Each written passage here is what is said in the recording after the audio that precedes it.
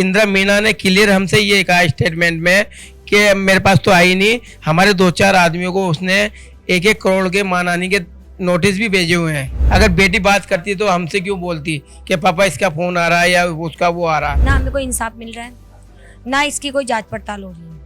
और जो IS flat में मेरी बेटी की डेड बॉडी मिली थी, वहाँ पे भी जाके किसी ने कोई इंक्वायरी नहीं करी। हमें परिजनों को भी वहाँ पे ले जाके ये विश्वास नहीं दिलाया कि आपकी बेटी के साथ सुसाइड है या मर्डर है। 1 महीने से अभी तक मोबाइल में क्या तफ्तीश नहीं हुई क्या? तो हेमेंद्र शर्मा भी धमकाता, हम एफएसएल रिपोर्ट के लिए गए थे तो वो 3 मिनट ही बैठा और भाग गया वो तो वहाँ से। राजधानी जयपुर के प्रताप नगर के AIS अपार्टमेंट में 16 साल की वंशिका की मौत की गुत्थी ने पूरी तरह से उनके परिजनों को भी मजबूर कर दिया। आखिर वंशिका की मौत कैसे हुई, इनके परिजन लगातार मांग कर रहे हैं और सरकार से गुहार भी लगा रहे हैं कि इस पूरे मामले की CBI जांच होनी चाहिए।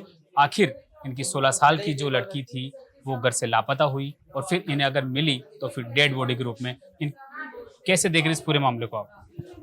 सर इसमें क्या है, वो 7 बजे साइकिल चलाने गई थी तो उसके पास 6 बजे योगेंद्र मीणा का फोन आया था।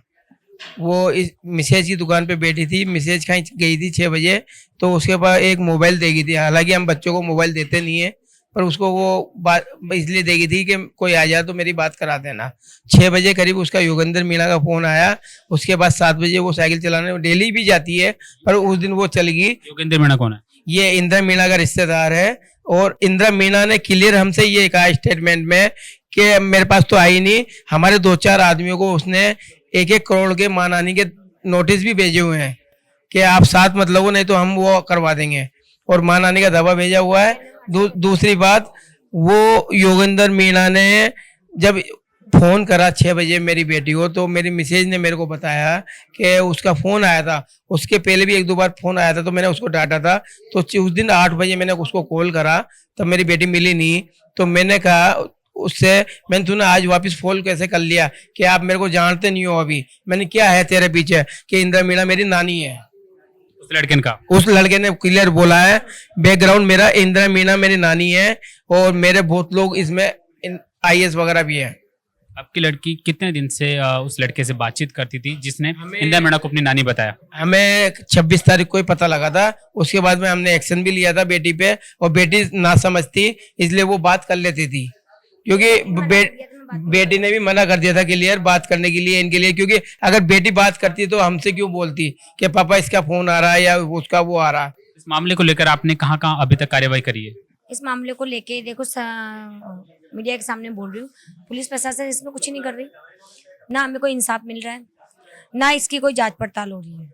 और जो आईएस फ्लैट में मेरी बेटी की डेड बॉडी मिली थी, वहाँ पे भी जाके किसी ने कोई इंक्वायरी नहीं करी। हमें परिजनों को भी वहाँ पे ले जाके ये विश्वास नहीं दिलाया कि आपकी बेटी के साथ सुसाइड है या मर्डर है। और आज शाम को उसी फ्लैट के बाहर हम कैंडल मार्च का प्रोग्राम रख रहे हैं। मीडिया वालों से रिक्वेस्ट है कि वो वहाँ पे आए और मेरी बेटी को इंसाफ दिलाए। कितने दिन से आपको लग रहा था कि ये उस लड़के से और आपकी लड़की से आखिरी बात हुई? जब लड़की लापता हुई तो आपको फिर डेड बॉडी 5 जून को बात हुई थी और 5 जून को मेरी बेटी गायब हुई थी।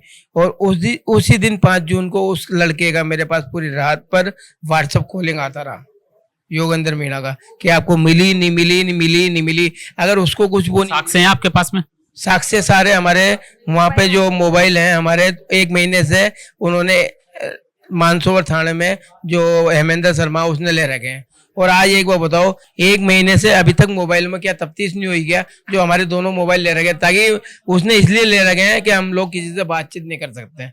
इसमें पूरा प्रशासन मिला हुआ है, इसमें पूरा क्लियर दिख रही है कि प्रशासन नहीं मिला होता तो अब तक इतना प्रेशर पड़ता ही नहीं।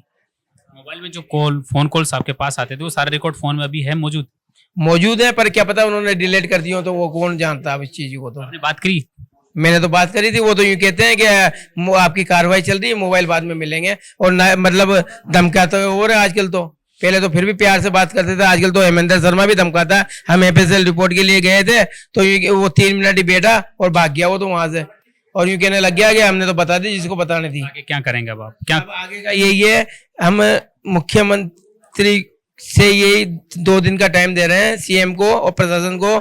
अगर 2 दिन में कोई कार्रवाई नहीं हुई हमारी तो हम ये बीजेपी कार्यालय के बाहर धरना दे रहे हैं। अभी अस्थियां विसर्जित नहीं करी है और आज मेरी बेटी का जन्मदिन भी है, जिसके खातिर आज न्याय लड़ रहे हैं हम। तो अस्थियां उस दिन ही विसर्जित करूंगा जिस दिन उसका न्याय मिलेगा। तो हम बीजेपी कार्यालय के बाहर 2 दिन बाद अगर इन्होंने कुछ भी हमें वो नहीं करा तो 2 दिन बाद हम धरना देंगे, चाहे तो उसमें धरने में ये हमको मारे कूटे या कुछ भी करें। और हमें एक डिमांड और है कि हमारी जब तक सीबीआई जांच नहीं होगी जब तक हम चुप नहीं रहेंगे। क्या लगता है आपको, इंदिरा मीणा का जिसने नाम लिया कि वो मेरी नानी है, क्या आपने इस पूरे मामले की पड़ताल करी? हमने थोड़ी बहुत पड़ताल करी तो उसमें ये साक्ष्य तो क्लियर आ रहा है कि वो इंदिरा मीणा का रिलेटिव तो है। पर अगर इंदिरा मीणा का रिलेटिव नहीं होता तो इंदिरा मीणा क्या अब तक आती नहीं क्या हमारे पास?